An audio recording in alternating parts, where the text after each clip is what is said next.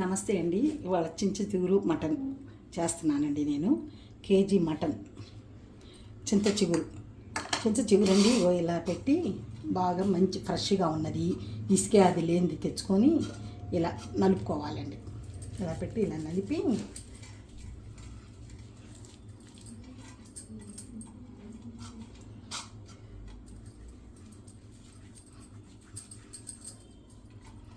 నలుపుకొని దీనిలో పుల్లలు అవన్నీ శుభ్రంగా ఏరేసుకొని అప్పుడు ఇలా చేసి పెట్టుకోవాలండి.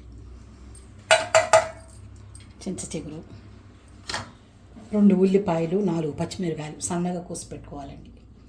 ఆయిలు, కారం, పసుపు, ఉప్పు. దీనికి మసాలాలు ఏమి ఉండవండి. గిన్నె పెట్టుకొని స్టవ్ వెలిగించుకోండి. కొంచెం వేడెక్కేదాకా కొంచెం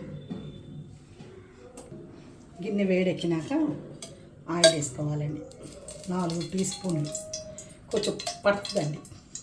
5 టీ స్పూన్లు పోసుకోండి. బాగా వేడెక్కినాక నూనె కూడా లాస్ట్లో ఒక తక్కువ అనిపిస్తే వేసుకోవచ్చండి. వేసుకొని కొంచెం వేడెక్కినాక ఆఫ్ వేసుకోవచ్చు. ఇప్పుడు ఉల్లిపాయలు వేసుకొని ఉల్లిపాయ పచ్చడిగా వేసేసుకొని కొంచెం ఉప్పు వేసుకోవాలండి. ఉల్లిపాయలు వేగేదాకా ఉల్లిపాయలు మటుకి బాగా వేగాలండి. లేకపోతే కష్టస్తాను. ఎప్పుడైనా అది గుర్తుపెట్టింది. వేగితే బాగా ఎర్రగా వేగి నేనంత పైకి వచ్చినాక ఇట్లా బాగా ఉల్లిపాయలు ఎర్రగా వేగినాక కలుపుకొని ఒకసారి బాగా ఎర్రగా వేగాలండి. వేగినాక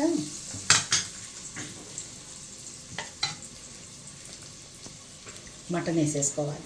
ఇది కేజీ మటన్ అండి. కేజీ మటన్కి పావు కేజీ చింతచిగురు సరిపోతుంది.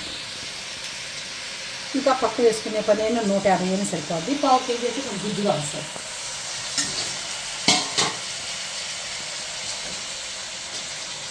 ఇప్పుడు కూరకి సరిపడే, ఇందాక ఉల్లిపాయ సరిపడే వేసాను. ఇప్పుడు కూరకి సరిపడే వేస్తున్నాను.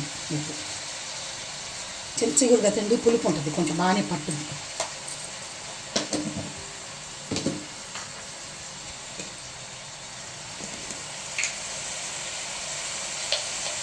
పసుపు కూరండి దాకా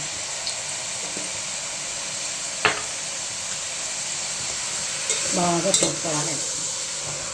అంత ఉప్పు పసుపు బాగా కలిసేటట్టు బాగా కలుపుకొని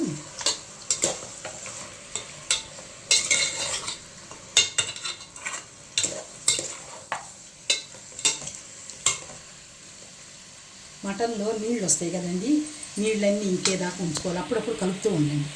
బాగా నీళ్ళన్నీ ఇంకి ఆయిల్ పైకి వచ్చినాక మధ్య మధ్య కలుపుకుంటూ ఉండాలండి. నీళ్లు బాగా ఇంకిపోయినాక ఇప్పుడు కారం వేసుకోవాలండి. కేజీ మటన్ కదండి, చింతచిగురు పులుపు ఉంటుంది కాబట్టి పట్టుద్ది. 3 స్పూన్లు పట్టుద్ది. నేను 3 స్పూన్లు వేస్తున్నానండి. కొంచెం ఉప్పు కారం అయితే తగ్గినా మీరు తర్వాత అయినా దించబోయే ముందు చూసి వేసుకోవచ్చండి. ఏంటి మసాలా ఉండదు, చాలా బాగుంటుందండి. చింతచిగురు మటన్ చేసి చూసాను. అందరూ చేస్తారు, ఒక్కొక్కళ్ళు ఒక్కొక్క పద్ధతిలో చేస్తారు. కానీ కుక్కర్లో వేయకుండా ఇలా చేసి చూడండి ఎంత బాగుంటుందో.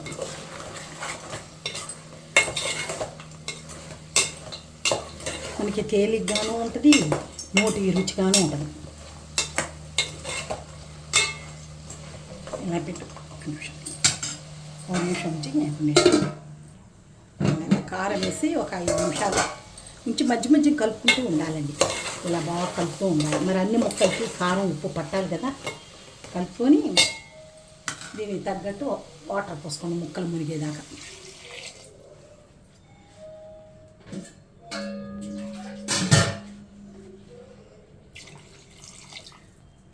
వాటర్ పోసి బాగా కలిపి మధ్య మధ్య కలుపుతూ ఉండండి. ముక్క బాగా ఉడికేదాకా. ఉడికి దగ్గరికి వచ్చినాక ఇలా మధ్య మధ్యలో కలుపుకుంటూ ఉండాలండి. కలుపుకుంటూ బాగా నీరంతా దగ్గరికి వచ్చినాక ఒక్కసారి ముక్క ఉడికిందో లేదో చూసుకొని అప్పుడు కొద్దిగా చింతచిగురు వేయాలండి. దీనిలో ఏ మసాలాలు ఉండవండి. కానీ కుక్కర్లో వేస్తే నేను చెప్పలేను, విడిగా ఇట్లా వండుకొని తిని చూడండి, టేస్ట్ చాలా బాగుంటుంది. ఇది బ్యాచిలర్స్ కూడా చేసుకోవచ్చు. ఇది ఒక నూరేది ఏది ఏమి ఉండదు. చింత చిగురు దొరికితే చేత్తో నలిపి చూపించాను కదండి, అట్లా నలిపి బాగా కలిపి వేసుకుంటే చాలా బాగుంటుంది. ఈ చింత చిగురులో నెత్తాళ్ళు మనం చికెన్ ఇలా మూత తీసి అప్పుడప్పుడు బాగా కలుపుతూ ఉండాలండి. బాగా కూర అంతా దగ్గరికి వచ్చి ఆయిల్ పైకి వచ్చినాక ఆపేసుకుంటే చాలండి. అప్పుడు ఉప్పు కారం చూసుకొని సాలకపోతే వేసుకోవచ్చండి. ఇది చింత చిగురు వేసినాకండి మధ్య మధ్యన కలుపుకుంటూ ఉండాలి. కలుపుకుంటూ అంటే అదే పనిగా కలుపుకుండా కొంచెం జాగ్రత్తగా కలుపుకొని అట్లా బాగా నీరు ఇంకింది కానీ అయినా కూడా బాగా నూనె అంతా బాగా పైకి వచ్చేటట్టు ఉంచితే టేస్టీగా ఉంటుందండి. ఇదండి చింత చిగురు చికెను వేసుకోవచ్చు, చింత చిగురు నెత్తాళ్ళు వేసుకోవచ్చు, చింత చిగురు పప్పులో కూడా వేసుకోవచ్చు. దేనిలో వేసుకున్నా భలే టేస్టీగా ఉంటుందండి. ఇలా తీసి బాగా మధ్య మధ్యన కలుపుకుంటూ ఉండండి. ఎందుకంటే బాగా కలుస్తూ ఉంటుంది. ఇట్లా అంత బాగా నీరంతా ఇంకిపోయి ఆయిల్ బాగా పైకి వచ్చినాక అప్పుడు చూసి ఆఫ్ చేసుకోవాలండి. అప్పుడు ఉప్పు కారం తీసుకొని అయినా వేసుకోవచ్చు. ఆఫ్ చేసుకొని